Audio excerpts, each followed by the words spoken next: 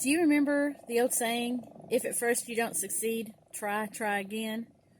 Well, that's been the story of my tomato starting saga this spring. Hi, I'm Judy with Pastor Judy's Garden.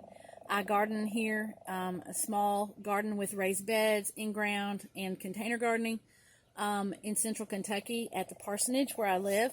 I pastor a church here in central Kentucky. And I got started back gardening last year. I used to do a lot of old school in-ground gardening with my dad. The soil here is not the best for in-ground gardening, so I went to container gardening last year when we were, in all of the craziness of the virus and the beginning of all of that. And I thought, well, I've got a lot of extra time on my hands because there wasn't a lot that we could do as far as like going and visiting people and that kind of thing with the church. And so I got started back gardening, and I have absolutely loved it. I've fallen back in love with gardening. And so I started tomatoes earlier. It's really the best time to plant tomatoes outside we're zone 6B here in central Kentucky, is actually probably your best bet is to wait till after Mother's Day. That's kind of what I've always heard. Some people say after Derby Day. Some people say just look what your last frost date is. Well, the last frost date shows for the end of April, but I'm just going to tell you, we usually have a frost sometimes around Derby Day, or sometimes it'll be around Mother's Day. And so there's usually one more little cold snap. We call it blackberry winter, or that's what I always called it. And so, because the blackberries around here are not blooming yet. I know they are in other parts of the country, but around here, they're not blooming yet. The blueberries are in full bloom. My dad's blueberries are crazy covered in blooms, and we went and covered those today. Me and my daughter did because, my dad is not physically able to do it as much as he used to be able to. And because I hated to see them lose all of those blueberries. They probably get 20 to 30 gallons of blueberries on a really good year, and it looks like it's going to be a really good year. And they do sell those to a fellow farmer who uses those. Anyway, last year the frost got them. We had a late frost, and the frost got them, and they only ended up with like 4 gallons of blueberries. So this year I just didn't want that to happen to them. So I went and got some cover that I could put over them, and me and my daughter went up today and covered those up. But tonight I'm out here in the greenhouse. I had a crazy busy week last week. Didn't get to work in my greenhouse much. This is kind of my place where I just come and chill and just, kind of talk with the Lord and play in the dirt, as you can tell. I've been up potting my tomatoes.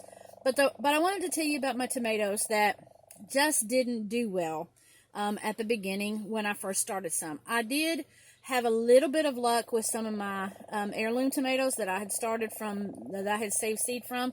But then I had some issues with fungus gnats that kind of took out a big bunch of those. So I do have some of them kind of restarted, and if they're running a little bit late, that's okay. I had planted because I wanted to try to get some early and kind of push the envelope just a little bit. And I started some early, and they just didn't come up. I don't know what the issue was. I've not had that kind of trouble with them before. And I actually had like 6-pack trays of them that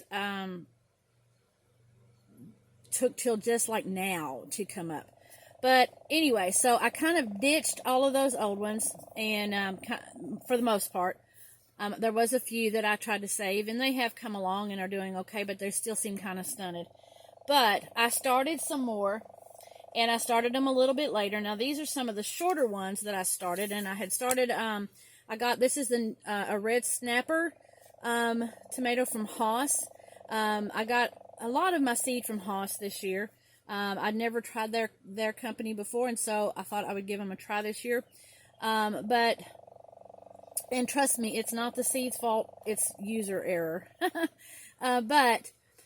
So the second round that I started, instead of starting them in the greenhouse on heat mats, I took them in the house, left the little domed lids on all of my starter trays. Actually, what I use a lot of, excuse me just a minute and I'll show you.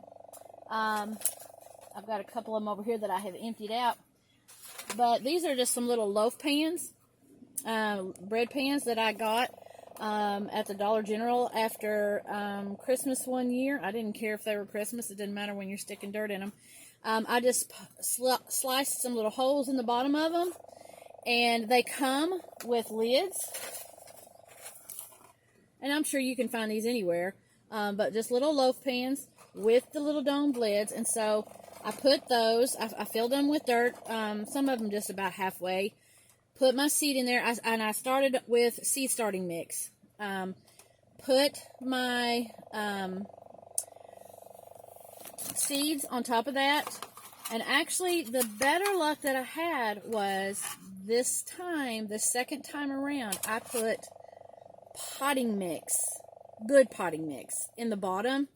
Put my seeds on top, and then covered it with seed starting mix. So it was really super lightweight stuff on the top so that the seeds could germinate well and come up through that more easily. But I think it helped having that potting soil in it, because that potting soil had a little bit of some fertilizer in it. So once that seedling took off, they really started doing well. I just up-potted these up here, as you can kind of see. I just up-potted those. This is a Kellogg's Breakfast. And you can see how tall they had gotten. I mean, not super tall, but nice, healthy, good stems on those. Some of them had phenomenal stems, especially on these purple boys that I got. Now, this is not one of the bigger ones of them, but these had some really nice thick stems on them.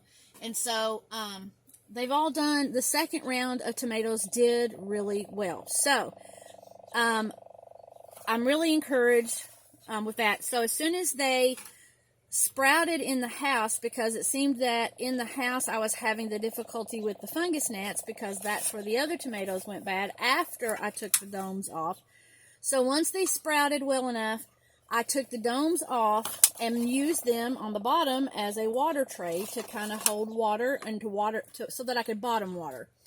And so then I bottom watered them, and you can see, let me show you one. Sorry to cut out a frame here, but this is one.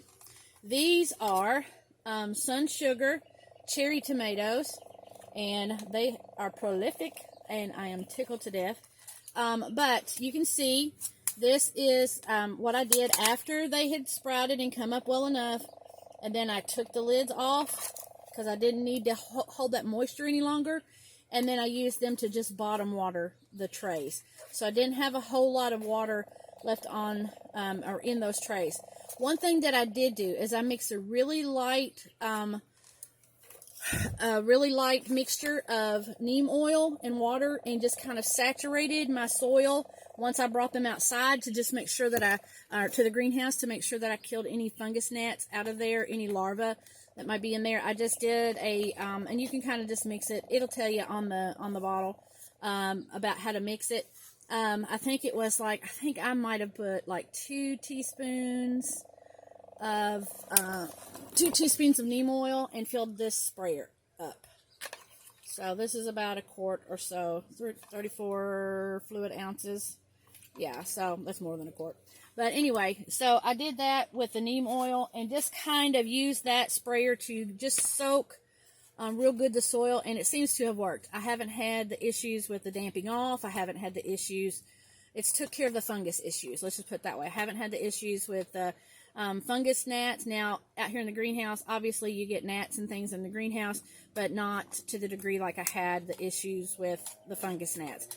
Also, I did put out some little cups of apple cider vinegar, and that really helped to cut down on that. So, as you can see, this second round of tomatoes did much, much better. I had some that I thought I'm never going to get any, and I really wanted to get any. It was a seed that I had got from Burpee Seeds, and I really wanted it to come. It was an Italian ice cherry tomato, and they are doing fantastic. I'll just turn you around over here and show you. Let me just take you for a little trip with me. But I did these. Whoops. Have to be careful in here. It's a small little greenhouse, and it's kind of crowded right now because we're supposed to be getting some cold temps for the next 3 nights. So, but anyway, these are the little Italian ice white cherry tomatoes that I started. They were about the size of those red snappers when I up-potted them. Here's the red snappers as I'm up-potting them today, you can tell. And so they have done really well. That was about a week and 3 days or so ago, so about a week and a half. And they have just really taken off and done well. So I have now this whole tray full, and I didn't think I was going to have any. So I have tons. So, and these, I'm not sure because I had taken this out. I'm giving up on these and put something else in there, and the other something didn't come up. But I have some mystery tomatoes, and I don't remember which ones those were. So anyway, I don't know. We'll pot them up or stick them somewhere. But, so I just want to encourage you. If at first you don't succeed with your seed starting, try and try again. Don't give up. Things don't always work perfect the first time. My pepper plants, I've had issues with those too this year. Seems like the nightshade stuff. But my garden is doing well.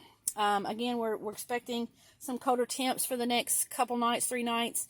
I do have my potatoes. I went ahead and covered them. I don't know that it's really going to get cold enough to hurt them. And some really new strawberry plants that I have out. I covered them just with some thermal covering just to kind of protect those a little bit. I'll pull those off in the mornings and then put them back on in the evenings for the next few nights. But the greenhouse is doing well. I've got little cucumbers coming up. They are doing well. They just started popping through. And those will be ready just in time for the warm-up that we'll have. I do have some zucchinis and stuff that had started that I think may end up getting root bound, and they may not do as well as they would have done otherwise, but that's okay. I can just stick a couple of zucchini seed in the ground and be good. They'll take off and go, so we'll be fine with that. But my cabbages and everything else are doing good. I have sunflower plants rather, that are doing great. And the rest of my seeds are doing fantastic, with the exception of just a few of my pepper plants here and there. But again, I just want to encourage you, don't give up, keep trying, and I hope you'll have great success with your garden this year. God bless. Have a great night.